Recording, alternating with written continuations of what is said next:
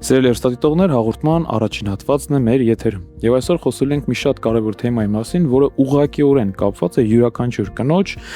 առողջության, կյանքի որակի եւ ապագայի հետ։ Խոսելու ենք կրծքագեղձի քաղցկեղի մասին։ Ցավոք այն շարունակում է մնալ կանանց շրջանում ամենահաճախ հանդիպող ուռուցքային հիվանդություններից մեկը։ Սակայն ժամանակակից բժշկությունը այսօր թույլ է տալիս փոխել այս վիճակագրությունը, եթե կանայք իրազեկված են եւ ամենակարևորը չեն վախենում ժամանակին դիմել բժշկի։ Որոնք են այն ախտանշանները, որոնց դեպքում պետք է անհապաղ դիմել մասնագետի, ինչ տարիքից է պետք անցնել կանխարգելիչ հետազոտություններ եւ ինչպես են նորագույն տեխնոլոգիաներն ու օրգան պահպան վիրահատությունները փոխում բուժման արդյունավետությունը։ Այս եւ այլ կարևոր հարցերի շուրջ այսօր կզրուցենք մեր հյուրի հետ։ Իսկ մեր հյուրն է Ֆանարջյանի անվան ուռուցքաբանության ազգային կենտրոնի ընդհանուր ու մանկական ուռուցքաբանության եւ ռեկոնստրուկտիվ վիրաբուժության բաժանմունքի, ինչպես նաեւ Մեդլայն բժշկական կենտրոնի ուռուցքաբան վիրաբույժ, մամոլոգ Մետաքսա Մկրտչյանը։ Բարև ձեզ բժշկուհի։ Բարև ձեզ։ Շնորհակալ ենք մեր հրավերն ընդունելու համար եւ շատ ուրախ ենք ձեզ մեր տաղավարում տեսնելուն։ Եվ առաջին հարցս հետեւյալն է. ցավոք սրտի կրծքագեղձի քաղցկեղը ուռուցքային հիվանդությունների մեջ ամենահաճախ հանդիպողներից մեկն է։ Որքանով է կարևոր վաղ ողտրոշումը եւ որքանով այն կարող է ազդել բուժման արդյունավետության եւ արդյունքի վրա։ Շնորհակալ եմ ես նույնպես հրավերի համար։ Այո, նշեմ, որ կրծքագեղձի քաղցկեղը այսօր ոչ միայն Հայաստանում, ամբողջ աշխարհում հիվանդացությամբ համարվում է առաջատար քաղցկեղներից մեկը, եւ որի բուժելիությունը մեծ մասամբ կապված է լինում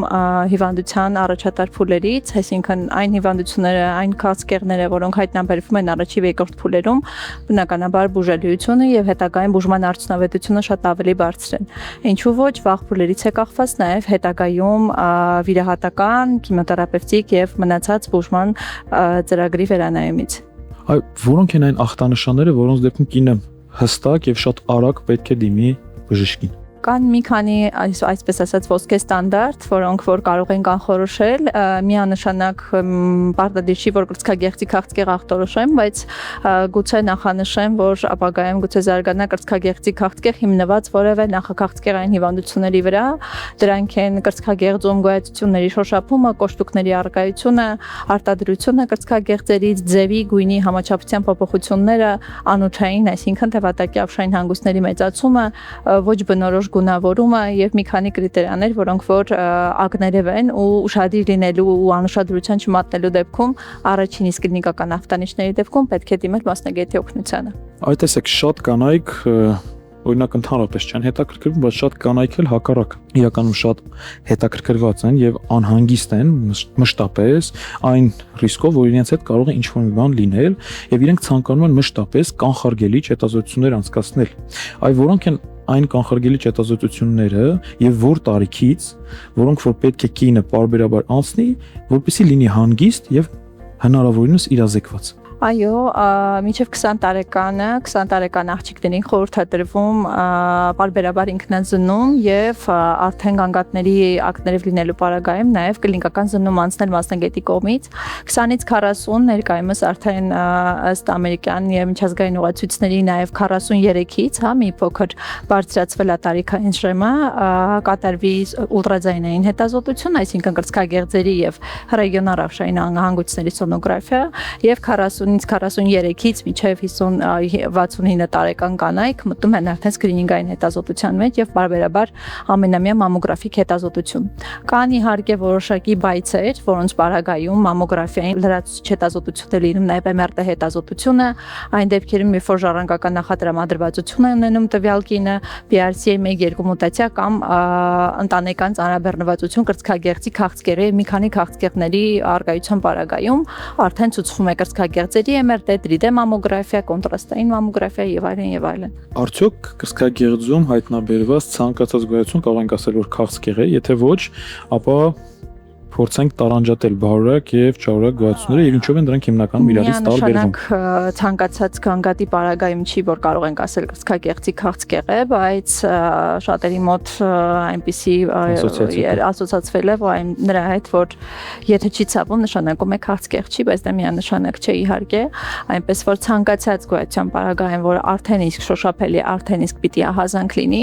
բայց ամենամյա ստուգումների արդյունքում է միայն հնարավոր կրծքագեղձի քաղցկեղի վաղ փուլերում կատարում ախտորոշումը, քանի որ հիշեցնեմ, որ շոշափելի հայտնաբերված կրծքագեղձի քաղցկեղը արդեն խորը բուժման ծրագիր պետք է կազմվի ու բնականաբար բուժման արդյունավետության տոկոսը սկսում է իջնել։ Այնինչ վաղ փուլերում հայտնաբերման պարագայում 90-ից 95% հավանականությամբ բուժման արդյունավետություն է ապահովում։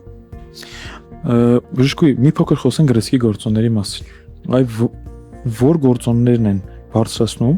եւ ինչպես է հնարավոր հակառակը նվազեցնել ռիսկի գործոնները։ Ռիսկի գործոնների շարքում, ինչպես բոլորիս հայտնի է, գոյություն են, այսպես ասած, փոփոխելի ռիսկի գործոններ եւ ոչ փոփոխելի, այսինքն տարիքը, վաղ մենարխեն, այսինքն դաշտանադադարի սկիզբը, ուշ դաշտանադադարը, ժառանգական նախադրամադրվածությունը, ձվարանի կամ կրծքագեղձի քաղցկեղի առկայությունը ընտանիքում, նախկինում ճառագայթային բուժում ստացած պացիենտները, գիրությունը, քաշի ավելացումը դաշտանադադարից հետո, մի շարք ծանր հիվանդությունների առումով, օրինակ լիմֆոմաների կապակցությամբ ճառագայթային բուժում ստացած կանայք բոլորը գտնվում են ռիսկի խմբում ու պարտադիր նմանատիպ կանանց արդեն լրահետազոտությունը չենք սահմանափակվում միայն ուլտրաձայնով, այլ 3D մամոգրաֆիա, կոնտրաստ կամ MRT հետազոտություն։ Վերջին տարիներին ինչ նորություններ ունենք, ինչ առաջընթաց կա կրծքագեղձի վիրաբուժության ոլորտում եւ ախտորոշման մասին է խոսքս, ինչպես նաեւ եւ բուժման։ Այո, ախտորոշումը ինչպես նշեցի, մամոգրաֆիկ ծառայությունը բավականին ընդլայնվել է եւ սովորական ռենտգեն մամոգրաֆիային երկար տարիների վեր տոմոսինտեզով մամոգրաֆիան է փոխարինելու եկել, արդեն ավելացել են 3D մամոգրաֆիան, կոնտրաստային եւ MRT կոնտրաստով եւ առանց կոնտրաստի MRT հետազոտությունները։ Իսկ ինչ մնում է բուժմանը, վիրահատական բուժման ծավալը եւս կախված է վաղ փուլի ախտորոշումից եւ հնարավոր է մի շարք օնկոպլաստիկ մասնահատումների դիմել, պլաստիկ վիրահատությունների դիմել միամոմենտ եւ հետաձգված պլաստիկ վիրահատություններին, որպեսզի կինը բացի բուժական էֆեկտ ապահովելիս նաեւ կյանքի որակի բարելավում ապահովենք։ Եվ շատ կարևոր հանգամանք, որ բազմիցս ի վեր տարիներ շարունակ անընդհատ լիմֆեդեմայի, այսինքն ձեռքի այտուցի խնդիրը այդպես էլ անլուծելի էր մնում կամ մասնակի լուծելի, այսօր պահակային ավշային հանգույցի բիոպսիա ասվածը արդեն կա ու երկու հիմնական նյութերի օգտագործումով։ Դա ինդոցիանին կանաչ ներկանյութն է եւ ռադիոիզոտոպի օգտագործումով, այսինքն ավշային հանգույցները հեռացվում են մասնակիորեն, դրանով ապահովելով կնոջ վերադարձը իր բնականոն կյանքին, կյանքի որակի բարելավում է ապահովում եւ ձեռքի այտուց գրեթե չի լինում, կախված իհարկե միանշանակ տվյալ պացիենտի կարգապահության աստիճանից։ Որքանով է կարևոր բուժարուի անհատականացված բուժումը եւ ինչքանով սա կարող է բարձրացնել բուժման արդյունավետությունը։ Շատ կարևոր է յուրաքանչյուր բուժարուին որպես առանձին կլինիկական դեպք մոտենալը, քանի որ ներկայումս կրծքագեղձի քաղցկեղի ախտորոշման սկիզբը բիոպսիայով, երբ որ հաստատվում է հյուսվածաբանական հետազոտությամբ, սկսվում է մոլեկուլային գենոտիպավորում, գենային պրոֆիլավորում ու սկսվում է ենթատեսակների որոշում։ Յուրաքանչյուր ենթատեսակ ունի իր հստակ բուժման ծրագիրը, բուժման մարտավարությունը եւ շատ ճիշտ է, երբ որ տվյալ բուժման մարտավարությունը կայանում է ոչ թե մեկ բժշկի եզրակացության հիման վրա, այլ մուլտիդիսցիպլինար թիմի, այսինքն բժիշկների սֆերայում շատ է տարածում tumor board ասած, այսինքն ուռուցքաբանական համաժողով, որ ժամանակ մասնակցում են քիմիոթերապևտներ, ճառագայթային մասնագետներ, վիրաբույժներ, մորֆոլոգներ ու տվյալ պացիենտից տեղյակ լինի ամբողջ թիմը, ոչ թե մեկ առանձին բժիշկ։ Այդ դեպքում բուժման արդյունավետությունը միանշանակ շատ ավելի բարձր կլինի։ Խոսենք մի փոքր նաև վախերի մասին, շատ կանայք իրականում բնականաբար վախենում են վիրահատությունից։ Բայց մի փոքր նաև խոսենք այն օրգան պահպան կամ չուչա նաև քիչ ինվազիվ մոտեցումների մասին, որոնք այժմ բավական լայն տարածում են գտել։ Այո, ինչևէ ուզում եմ նշել, որ մի փոքր դեռևս դուրս չի եկել այն կարծիքը, որ ինչքան արմատական, այնքան ավելի առողջ, այդ եզրույթը մի փոքր պետք է աշխատենք հանել, մեր հայ կանանց եւ ինչու ընդհանրապես կանանց միջից, որովհետեւ արմատականություն դեռևս չի նշանակում ամբողջական բուժելիություն, հնարավոր է մասնակի պահպանումով հասնել եւ լիարժեք վերականգնման եւ լիարժեք բուժման։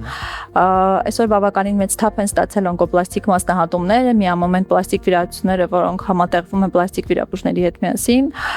եւ դա շատ ավելի արագ է վերականգնումը տեղի ունենում պացիենտի ու պացիենտը հնարավորություն է ունենում վերադառնալ բնականոն կյանքին։ Մի փոքր խոսենք նաև ձեր կենտրոնի մասին, որտեղ դուք աշխատում եք, ինչ տեխնոլոգիաներ եւ հնարավորություններ են այսօր հասանելի կրծքագեղձի հիվանդությունների բուժման եւ ախտորոշման համար, մասնավորապես քաղցկեղի։ Ներկայումս բաժանմունքը հաշվի առնելով, որ կրծքագեղձի վերականգնողական վիրահատություններով նույնպես զբաղվում է, այսինքն փորձում ենք կրծքագեղձի քաղցկեղի ախտորոշման պարագայում սկսել օնկոպլաստիկ մասնահատումներով առաջարկել դա պլաստիկ վիրահատություններ, այսինքն փափուկ սեփական հյուսվածքների եւ ինչու ոչ արհեստական կրծքագեղձերի իմպլանտների օգտագործումով։ Դա իհարկե համատեղ աշխատանքի արդյունք է եւ պահանջում է եւս մի քանի մասնագետի ներառում ամբողջական process-ը լիարժեք դարձնելու համար։ Դերևս վախ կա պահակային աշային հանգույցի բիոպսիան, երբ որ պացիենտին առաջարկվում է, վախ է լինում շատ անգամ դեղորայքի, լսում են, որ ռադիոիզոտոպ է, ասում են, առագայթում ենք մենք բոլորին, իրականում քանակը եւ լուծելիությունը տվյալ դեղանյութի օրգանիզմում այնքան մինիմալ է, որ ներարկումից 3 ժամ անց արդեն ռադիոիզոտոպը օրգանիզմում չի գտնվում, բայց նա բավականին շատ արդյունավետ կերպով օգնում է, որպեսզի կնոջ աշային հանգույցները բոլորը չհեռացվի։ Հակառակ պարագայում, եթե ինչ պատճառներով հրաժարվում է, մենք ստիպված ենք ամբողջական հեռացում ապահովել բուժման արդյունավետությանը հասնելու պարագայում։ Բայց եթե համեմատական անցկացնենք, կարծում եմ ներկայումս վերջին 10 տարիների ընթացքում ահագին տենդենսը աճել է, որ ավելի շատ բիոպսիաների մեթոդով են ուղղորդվում, քան արմատականության։ Իրականում այս հարցը կարծում եմ ոչ միայն ձեր պրոֆիլում, այլ մնացած բոլոր պրոֆիլներում նույնպես շատ կարևոր է, բայց ինչպես է գնահատում այն փաստը, որ բուժառուն բուժվում է եւ օգնություն է ստանում բազմապրոֆիլ մասնագետների թիմի կողմից մեկ կենտրոնում։ Որքանով է սա բարձրացնում արդյունավետությունը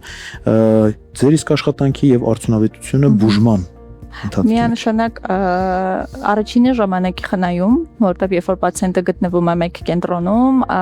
կազմակերպվում է բավականին արագ, այսինքն համաժողով իրականացում, ուրցկաբանական համաժողովից հետո մասնագետների հերթականությամբ խորհրդատվություններ ու արդյունքում լրիվ բուժման մարտավարության ծրագրի կազմում, որպեսզի առաջինը պացիենտը ժամանակ չկորցնի եւ ինչու ոչ անընդհատ կապի մեջ լինի իր բոլոր մասնագետների հետ, ընդհանուր վիրաբուժի, քանի որ անընդհատ բուժման ընթացքում մեր դեպքում շատ լինում է, երբ որ քիմիոթերապիաների ընթացքում անընդհատ պացիենտը հսկվում է վիրաբուժական տեսանկյունից ու բնականաբար պացիենտը քիմիոթերապիայի ծանր կուրսերի ընթացքում իրեն կարծում եմ ավելի հարմար կլինի, որ վիրաբուժն իրեն ավելի մոտիկ է, ավելի հասանելի է եւ ավելի արդյունավետ է լինում համագործակցությունը։ Եվ վերջում ինչ խորհուրդ տաք այն բուժառուներին, այն կանանց աղջիկներին, ովքեր ժամանակին իրենց պարբերաբար այս հետազոտությունները կանխարգելիչ չեն անցնում, ինչ պատճառներ զբաղվածության, վախ, որոշակի ախտորոշում լսելու, այս ամենը կարծում եմ մեր առօրյայում շատ հաճախ ենք հանդիպում, այդ պատճառով խնդրեմ, որպեսզի ձեր խորհրդով եւ կոչով հանդես գաք։ Ուզում եմ ասել, որ վախը բնական զգացում է, բայց այն չպետք է դառնա անհարմարավետության զգացում ու անուշադրության պատճառ, որպեսզի առողջության նկատմամբ անուշադիր լինենք, որտեղ կարծում եմ, որ ցանկացած կին իր նկատմամբ ուշադիր լինելով ապահովում է ոչ միայն իր, այլև իր ընտանիքի, հարազատների եւ երեխաների բարեկեցությունը։ Անչափ շնորհակալություն շատ կարևոր թեմայի շուրջ, շատ կարևոր ինֆորմացիա փոխանցելու համար։ Դե ինչ սիրելի հեռուստադիտողներ, կարծում եմ լսեցինք մեր մասնագետի կողմից, որ վախ եւ զբաղվածությունը ոչ մի կերպ չեն կարող փոխարինել մեր առողջությանը։ Վաղ ախտորոշումը այսօր հավասար է կյանքի փրկության, իսկ ժամանակակից բժշկության հնարավորությունները թույլ են տալիս հաղթահարել այս հիվանդությունը պահպանելով կյանքի բարձր որակը։ Հիշեցնեմ, որ մեր տաղավարում էր Ֆանորջյանի անվան ուռուցքաբանության ազգային կենտրոնի ընդհանուր ու մանկական ուռուցքաբանության եւ ռեկոնստրուկտիվ վիրաբուժության բաժանմունքի, ինչպես նաեւ Medline բժշկական կենտրոնի ուռուցքաբան վիրաբույժ մամոլոգ Մետաքսիա Մկրտչյանը։ Իսկ մենք շարունակում ենք հաղորդումը, մնացեք մեզ հետ։